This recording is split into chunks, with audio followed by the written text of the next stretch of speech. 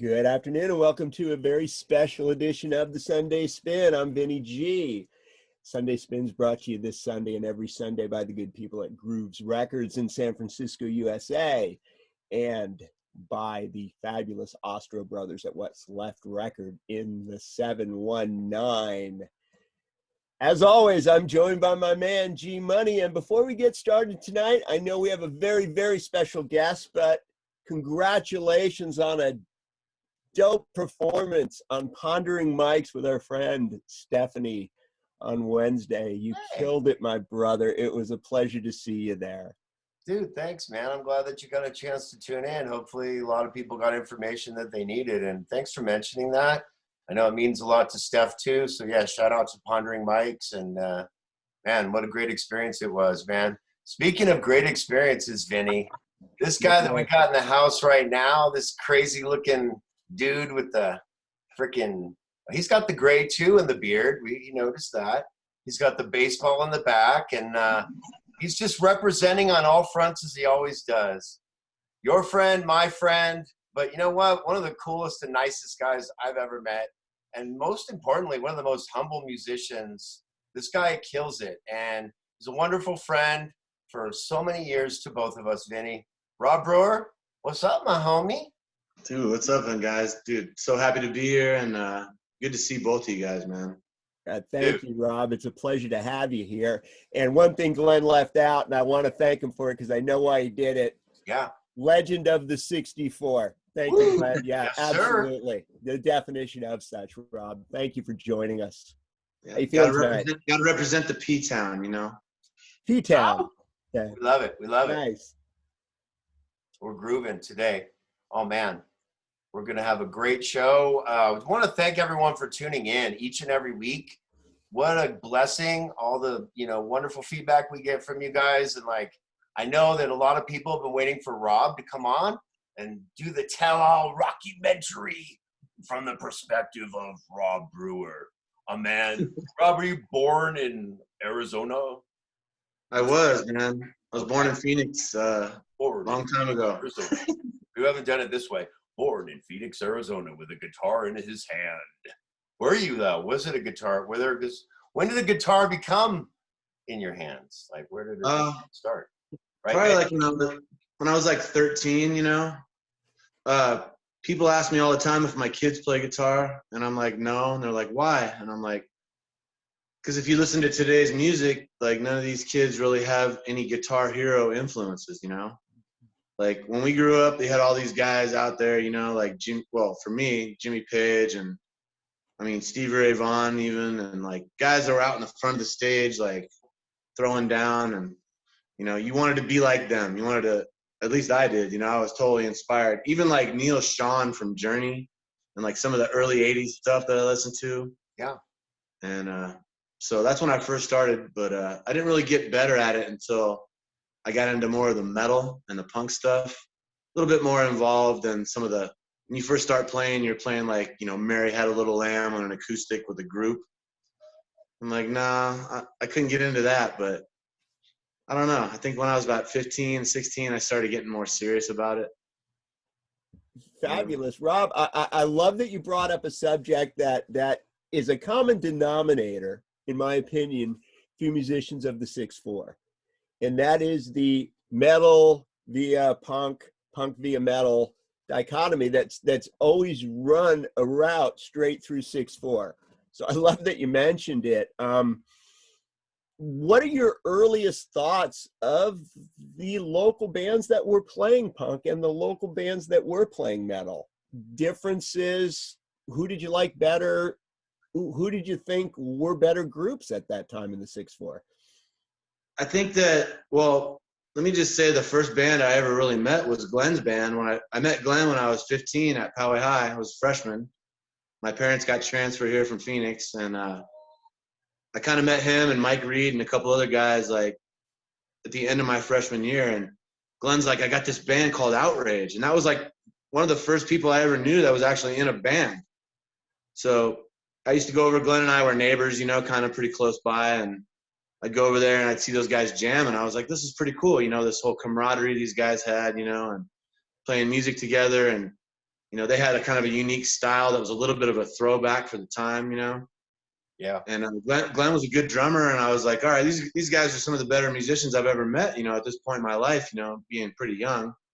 And I'm like, this is cool, you know, I want to get into this, and maybe I can start jamming with some guys too, you know.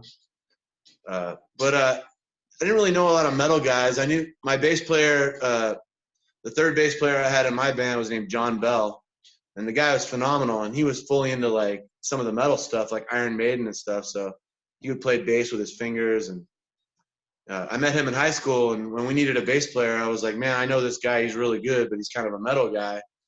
But it seems like a lot of the metal had a lot of the better players at the time, you know, because it's a little bit more technical than some of the punk stuff. A great answer, Rob, and an honest answer in my opinion. Sure, yeah. But yeah, punk definitely came to be much more diverse, much more intricate, much more musician-y sounding, virtuosos, if you will. And I think you it got you were a better. big part of that. Yeah. It got better than like it was like in the late 80s, like when you had like Black Flag, you know. If you go back and listen to some of the musicianship from that band in particular, you're like, you know, it's kind of sloppy, you know, it's not real in depth or whatever. But you know, I think as the whole action sports scene kind of developed, you know, in the early 90s, some of the punk bands started getting more, you know, publicity. You know, for us, I know when my band started getting more popular, we were doing some of the surf movies and stuff for Taylor Steele, and where they were putting some of this action music to some of the action scenes of these either surfers or skaters, you know, that kind of stuff. So I think that kind of went hand in hand with some of the early success that at least Unwritten Law had, you know. Great answer, Rob. Fantastic answer. Yeah, and not something your average music listener would think about, and that is the formula of the surf, and certainly in Poway 6/4, we can't forget skate, which has always had absolutely huge and loyal partnership with the musicians. You know, it's not a crime, as we say. And you know, what are your thoughts on some of the skate influences, and do you think it helped Unwritten Law? Well, when we met Russo, the singer, Russo was actually on a street skate teaming called Plan B with guys like Matt Hensley, who went on to play, you know, obviously in some punk bands and stuff. And I just think that I don't want to exclude like the motocross and like the surfing, the skating and the snowboarding. That was all like considered the action sports scene, where the music just kind of seemed to go hand in hand with some of the action that you were watching. So I think it all kind of went hand in hand together and kind of came up at the same time together, you know, in the 90s, early 90s maybe. So. Rob, one thing I'm curious about, and it's something we've never talked too much about, was talk about getting signed to a major label. You were signed to Epic for Oz Factor, you know, your second album, right? We were. Well, what was that like? It was an accumulation of, when we first started, we just made this 6-song demo tape in this little studio behind the Red Bird Tavern. And my mom loaned us like $600. Yeah, and awesome. We had me and Wade had written these songs, and we had been through a couple of different singers, played a few live shows at the old Soma, you know, downtown, the all-age club. And we had all these friends. We had done some parties, you know, and we had gathered like a bunch of friends that would come out and see us, you know, wherever we had a show or a gig, you know, whether it was a party or at the Soma. And we were able to create this demo tape of 6 songs.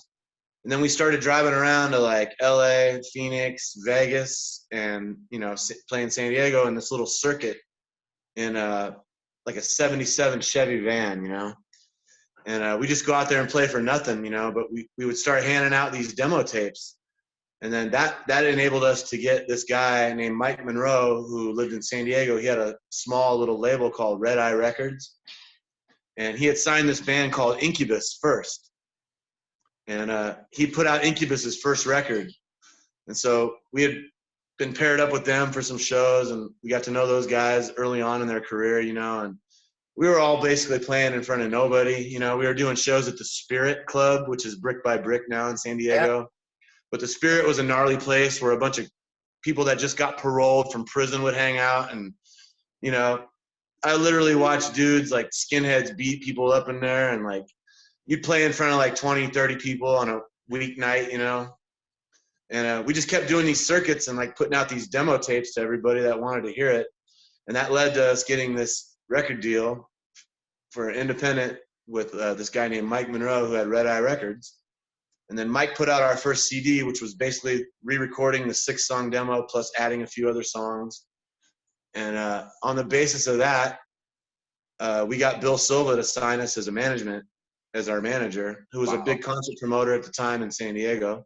Absolutely. And he was able to work a record deal with Epic for our first record. And we got a 2-record deal, which was unusual at the time because I think only a few bands in San Diego had ever actually gotten a major deal. Like Rocket from the Crypt, I think, did. And maybe Lucy's Fur Coat was another band that might have been. Yeah, Atlantic. Yeah, an early major label signing, which sort of dictated a shift at the time in the music industry where they were getting away from sort of the hair bands in LA and stuff. And like they realized, hey, there's a bunch of bands playing down here in San Diego at these clubs at like the Casbah and the Soma. So, you know, they came down here and they saw us and we were able to get an entry-level record deal with Epic. And we went out to, we had actually met Greg Hetson from the Circle Jerks, who got us to tour with them on this reunion tour in 1995. Wow. And which was a big deal for us, you know, getting out with a punk band that we, you know, grew up listening to. And everybody knew who the Circle Jerks were. You know, they'd been around from LA for a long time. And for sure.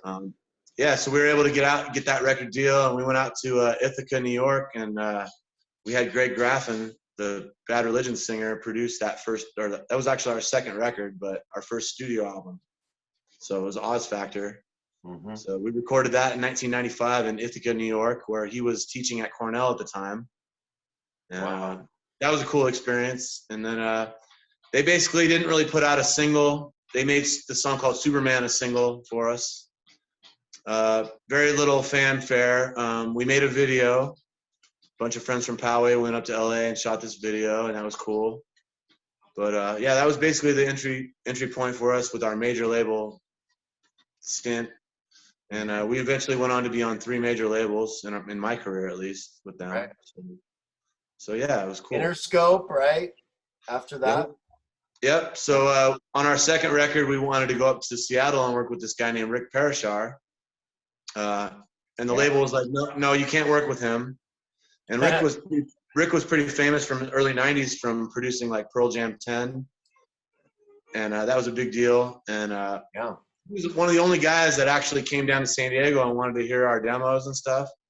And he really wanted to do it. And we really liked him. And we're like, we want to go up to Seattle and work in this studio and get away from Poway and no distractions, that kind of thing. So we went up there and worked with him. And then we didn't realize it at the time, but Rick had sued Sony Records over his Pearl Jam deal. So as soon as we recorded the record, they're like, we're going to shelf your project. You're done. Wow. So we're like, oh, man. And so our manager, Bill, had a relationship with this guy, Tom Wally, who was the president at Interscope. And he got Tom Wally to come in and buy the album off of Epic. Oh, man. And release it on Interscope, which was great, you know. And so we got lucky. So we got a second major label record deal, and we did 2 records with Interscope. So that was great. So yeah, and I love that you brought that up, Rob, because in rock history, record labels have been doing this for decades, really, with major artists and up and coming artists. And you know, the one thing that's not lost on me is that, you know, what a tremendous honor it must have been to have somebody say, hey, you guys are missing out. You know, I will gladly take what you're giving here, you know. Describe that feeling. Was it more of a vindication that, hey, we are on the right track? Or did you feel a sense of relief? Because I don't think you were lucky. I think you earned it, Rob. It was definitely a sense of relief. I mean, we had spent some time. So going back to 94, before we got the record deal with Epic, we had already been on tour under that independent label. We toured with Pennywise and our friends from San Diego, Sprung Monkey, on those surf movie tours.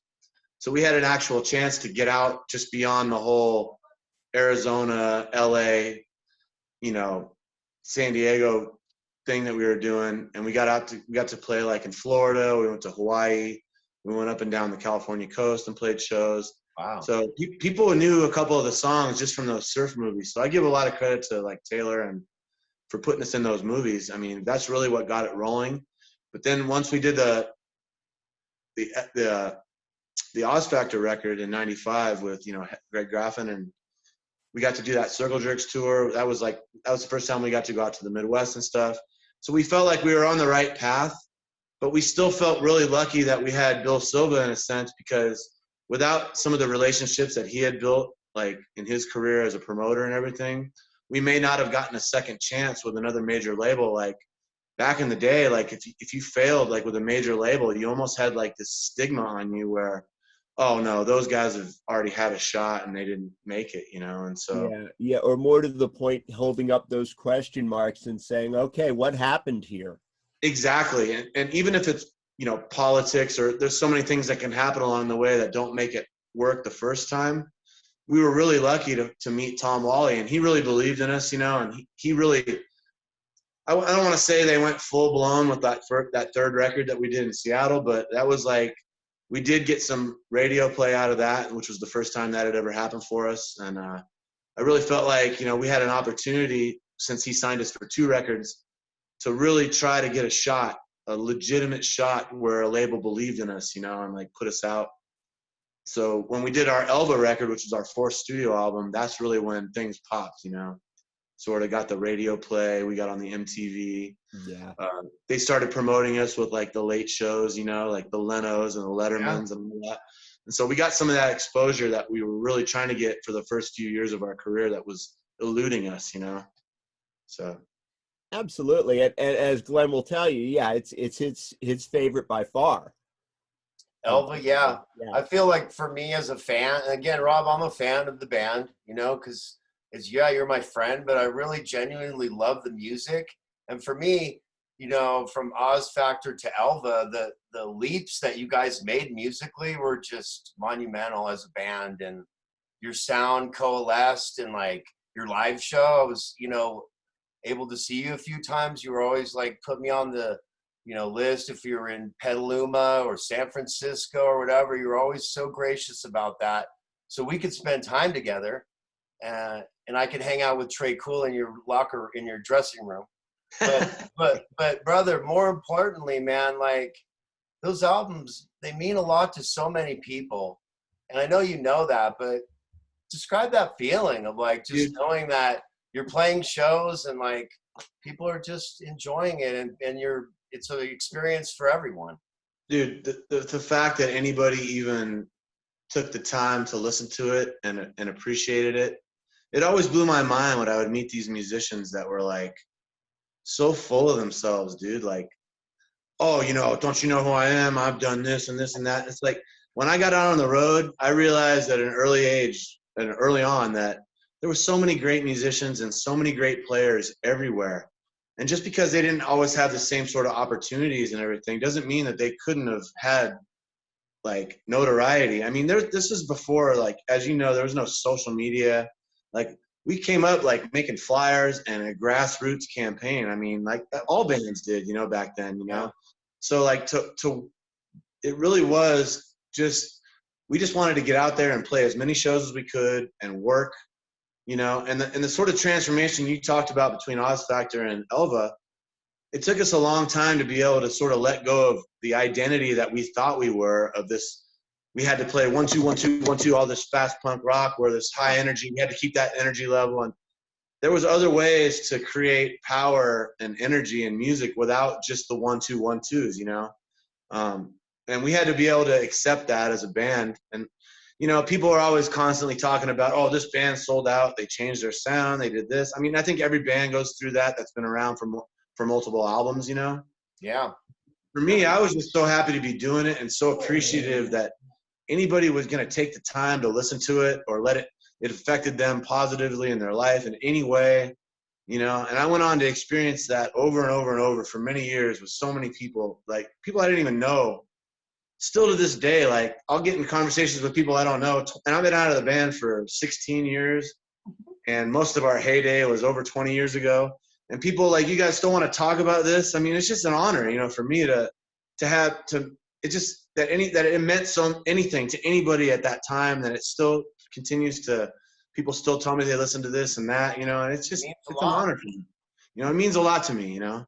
It really does. It means a lot to us, man, as fans. Seriously, that you still, you know, because like, man, like still listen to the albums, especially the Black Album and Elva a lot, you know, and I have the DVD. I want you to talk a little bit about that experience, because, man, you guys were it was such a great, you were just there with Unwritten Law, chilling in Wyoming, or is that where it was? Oh, yeah, okay. So MTV came to us. So when we got the MTV video for the Seeing Red song on Elva, that song actually was #1 in the country for 5 weeks in like 2003, I think it was. And we got a bunch of airplay from them, and we actually were on TRL, which was mostly like hip hop at the time and stuff. And like there was only a couple rock bands that were even on that like countdown and stuff. So we were touring the whole time, but we kept getting calls from friends and everything. Like, hey, you guys are like #5 or #4 on TRL this week. And I'm like, this is crazy, you know, we couldn't even believe like it progressed, because we never stopped touring and working the whole time, you know? So like, I remember thinking like when we were #1 for the first week with Seeing Red, I was like, we were in the bus somewhere in the middle of nowhere, you know? And like somebody called me like, you guys are #1 this week and Seeing.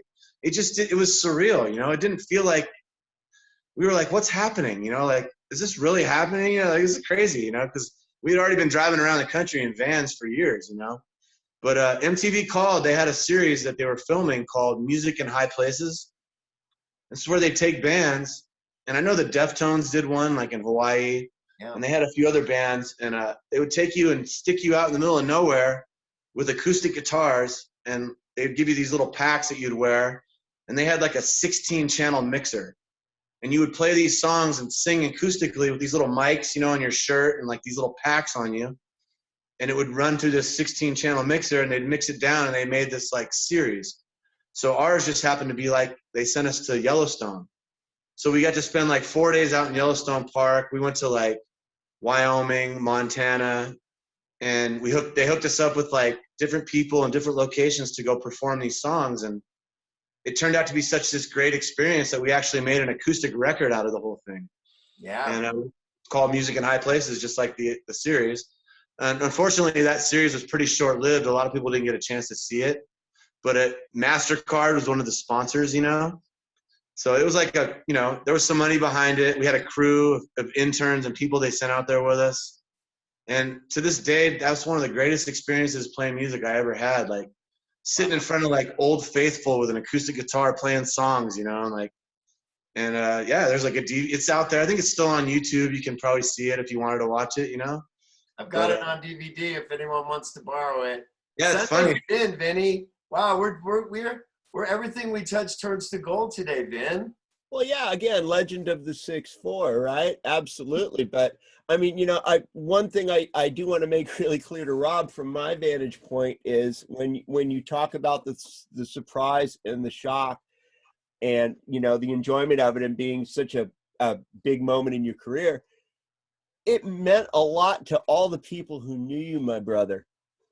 And, you know, it was a victory for all of us, and we all felt involved in that. It was such a proud moment, not just for the town, but for the people who had been playing in this town.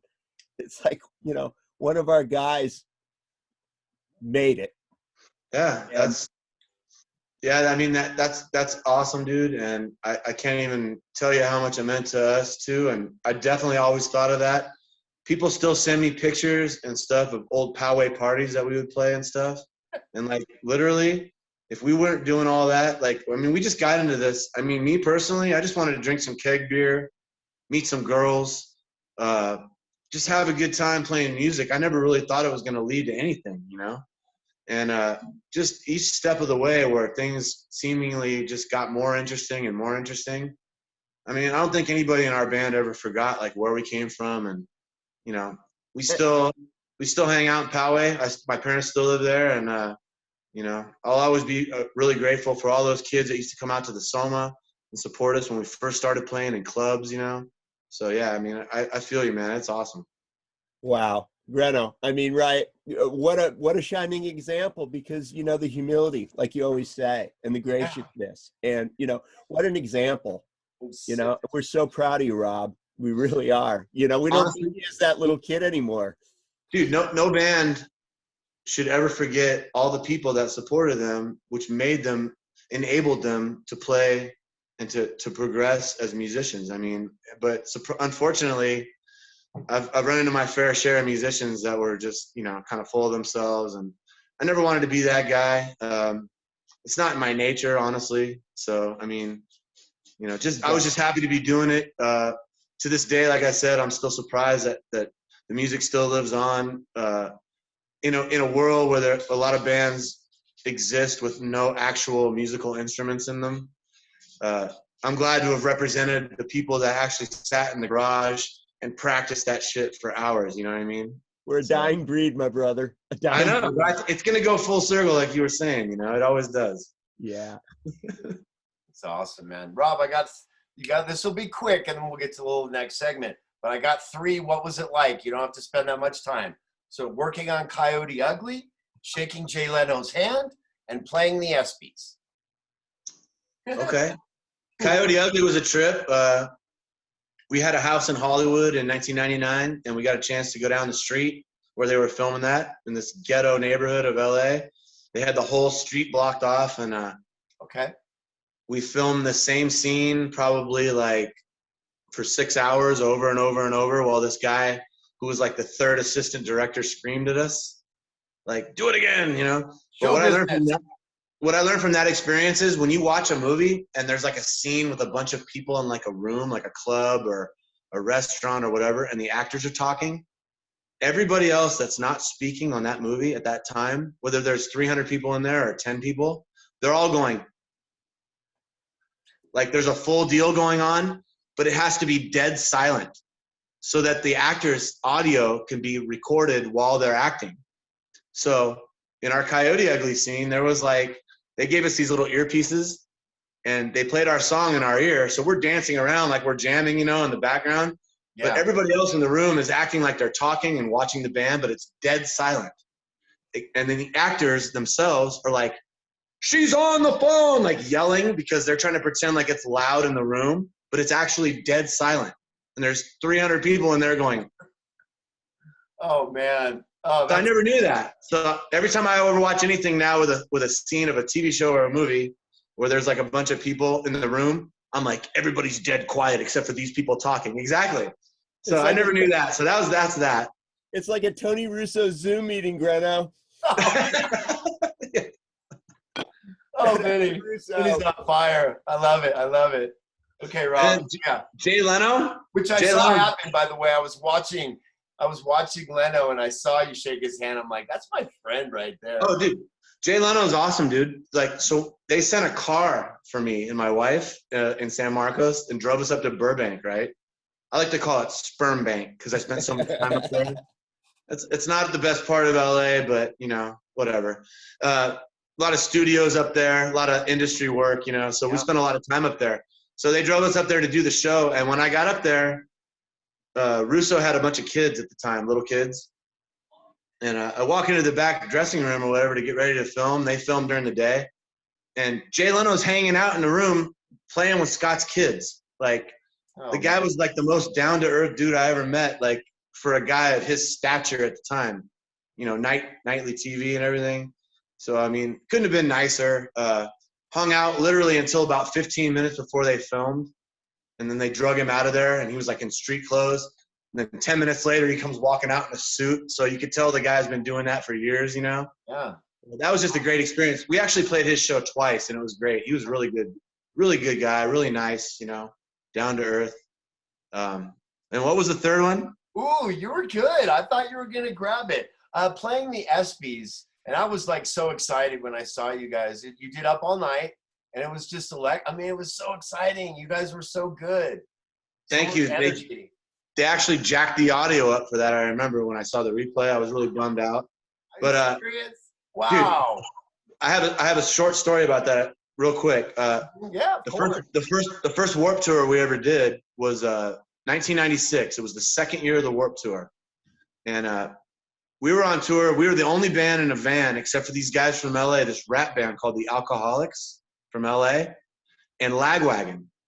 So we were starving. So us, Lagwagon, and the Alcoholic dudes would gather up and pitch in money, and we started what became the Warped Tour barbecue, right? We made laminates from the three bands, and you could only come into our barbecue if you had a laminate. And we would group up because the catering was like over at 6 p.m. and like we were sitting in these lots until like 2 a.m. So we were all starving. So we were like sending people out to get food, and we were barbecuing ourselves. And I was hanging out with this dude that was in the Alcoholics, and cool guy, dude. We were smoking grass every night, hanging out, talking about touring, and they were hip hop, and like they were nothing like us, but we were all in vans, and the struggle was real, Yeah. And as we were barbecuing, this dude's telling me, he's like, "Yo, man, my name's Exhibit. I got my solo project coming out next year or this year, later this summer." He's all, "You got to look for me, right?" He's like, "I go by Exhibit, right?" And I had no idea who the dude was, but he was cool as shit, right? And sure enough, when I got home from that tour later that summer, I saw this dude Exhibit rapping on BET in a UCLA jersey on his first single. And he started to blow up, and then bam, he was on Dr. Dre's The Chronic 2001, right? And he just blew up, dude. And then he was doing Pimp My Ride on MTV and all this shit. And I'm like, dude, I know this guy. Like, I was on a van tour with this dude. We were starving all summer in 1996, right?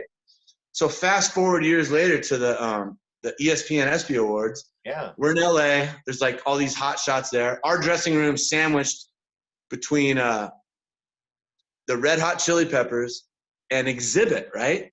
So I see his door, and I'm like, "Oh, dude, there's Exhibit. Dude, I haven't seen this guy in years, And I'm not gonna bother him, He's big, I don't want to bother him. So we're sitting in the dressing room waiting for our cue to go on, And it's like this awards show for action sports and all this. Mm-hmm. And the door kicks open, dude, out of nowhere. And the dude walks in. He's all, "Unwritten Law." It was Exhibit, dude. And he remembered us from back in 1996, dude. And he was like so cool, dude, like down to earth. I was like intimidated. I didn't want to go into his dressing room and bother anyone, But he rolled into ours, dude, and like just it was awesome, dude.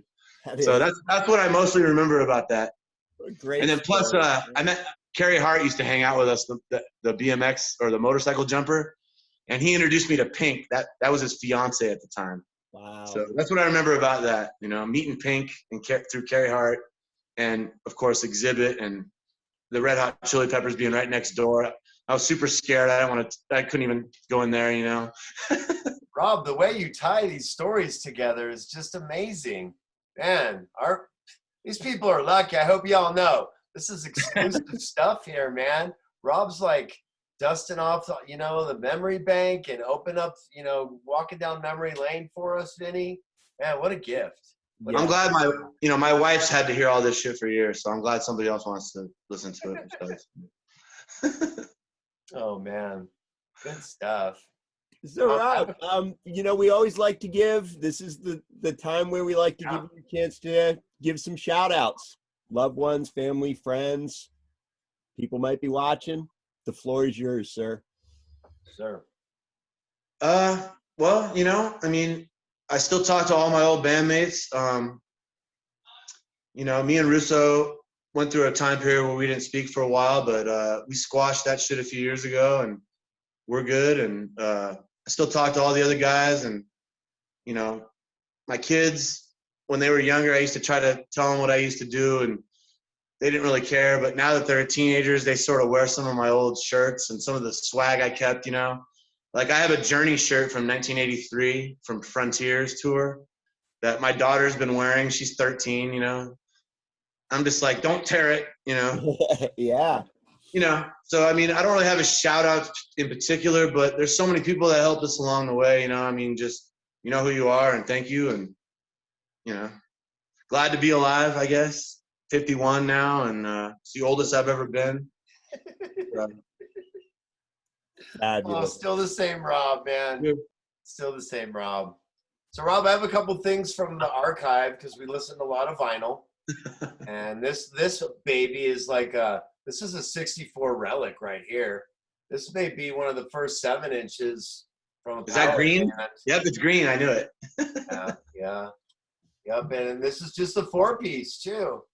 So this was before Kid was in the band, right? Yep, that was before. That was that's the first recording that we did when we did the independent record with Red Eye Records. Yeah.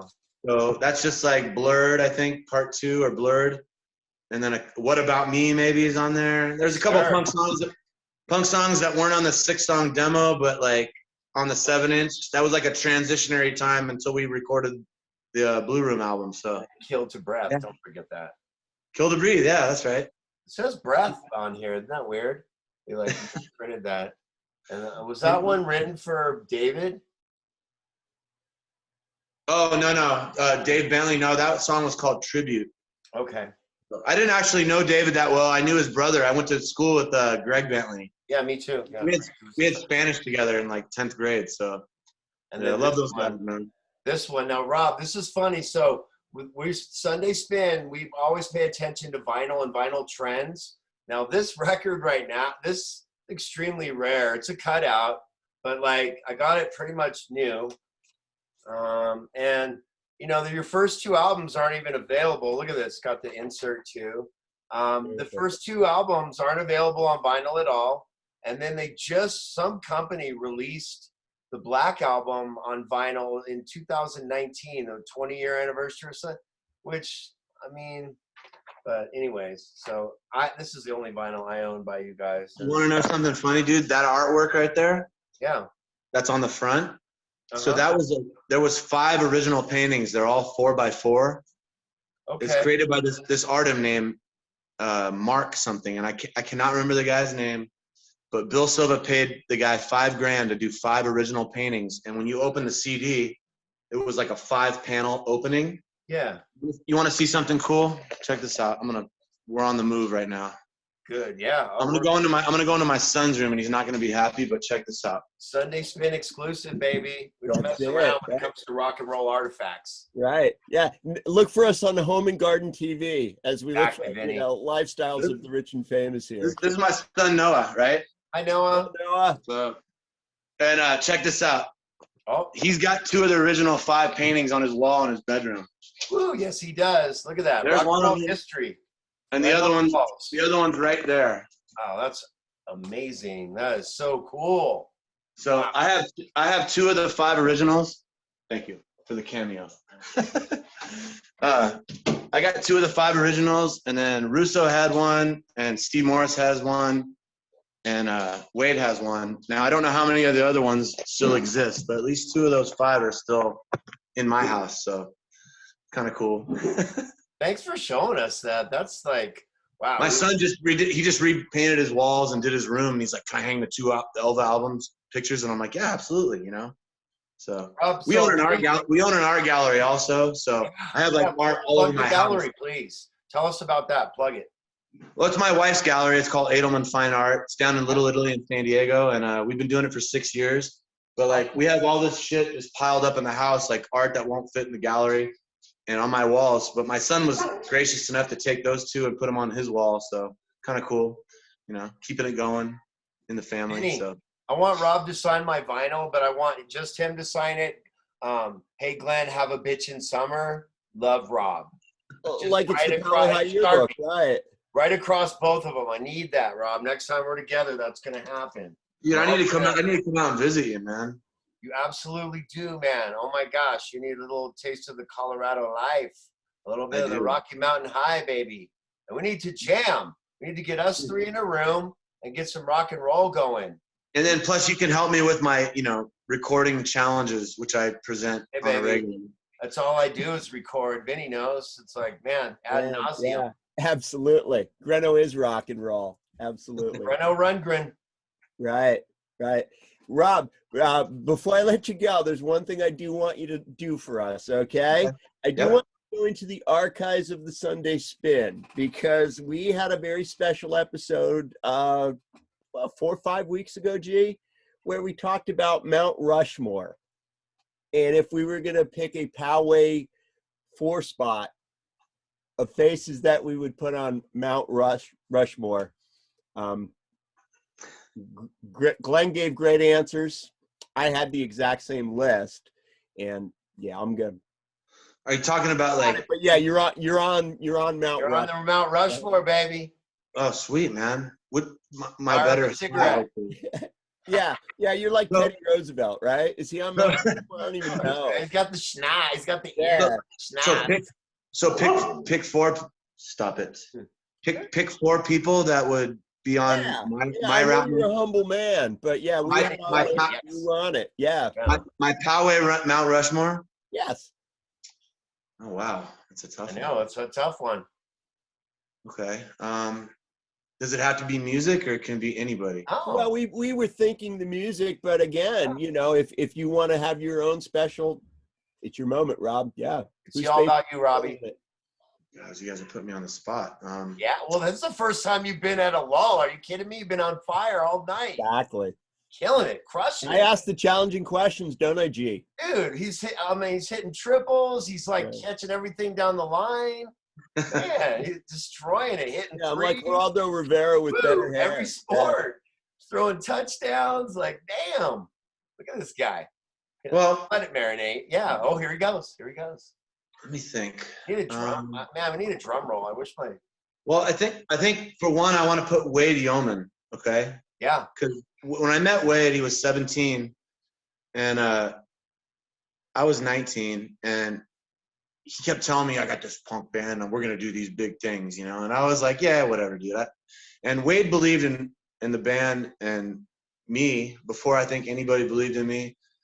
He's like, dude, no, you know, you really need to get into this band with me because, you know, we're gonna be going places and we got all these punk shows to play, and there's all, you know. So I really appreciate Wade, and I also never really felt another connection with a musician quite the same way as I felt with Wade. Like when we would jam, we just had something. Our lifestyles were totally different, and you know, I didn't grow up in Poway like he did. He grew up there since he was little, you know. But he believed in me before I think anybody, you know, most people believed in me musically. So Wade's definitely up there. Mm-hmm. Gosh, it's hard because I didn't want to be in Poway when I first moved there. Like I moved there when I was a freshman. My dad got transferred here, and I didn't know anybody. Sure. I was bitter, but yeah. I would say that I ended up going to continuation school, and I dropped out when I was 16 for like 6 months. And there was a woman that talked me into coming back to school and getting my GED at Abraxas. Her name was Jill Swift. Okay. I don't know what became of Jill Swift. I haven't talked to her since I was a teenager. But if it wasn't for her, I would have definitely never gone back to school and got my GED, or she talked me into being more responsible at a young age, I think. So definitely Jill Swift would be up there for me. You know, and then there's about 20 different people I could probably plug into the next 2 spots that just believed in us.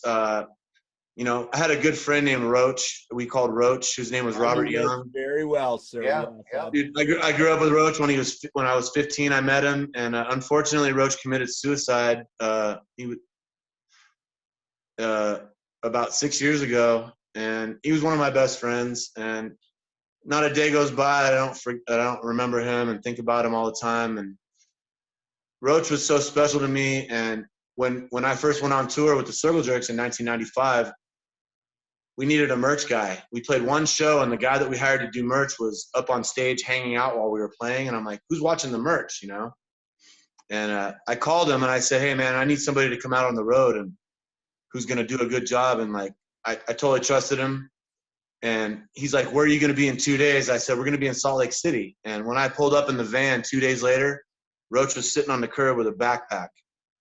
And he went on to work for my band for the next 6 years or so. And then he went on to create his own like merchandising company and sold merch for many other bands. He tour managed. He worked for Bad Religion. He worked for metal bands. And I just love the guy to death. I still miss him dearly to this day. So Roach is definitely on my Mount Rushmore. Yeah.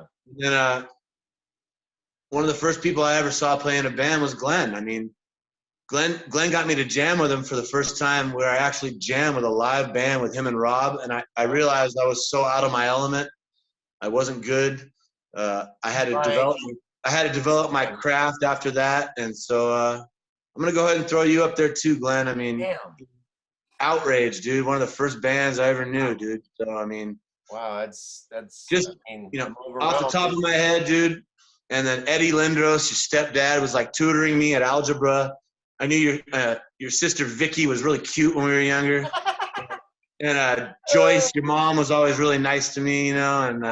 And Eddie helped me with my algebra. So, I mean, yeah, let's throw Glenn up there too while we're at it. Two drummers on his list, Vinny. That's forget about if it's me or, I mean, I'm honored as hell, but 2 drummers on that list. Well, no kidding, man. But you know, you got the Abe Lincoln thing already fixed for that mound of slate up there. So congratulations, man. Yeah, baby. Come and throw eggs at it.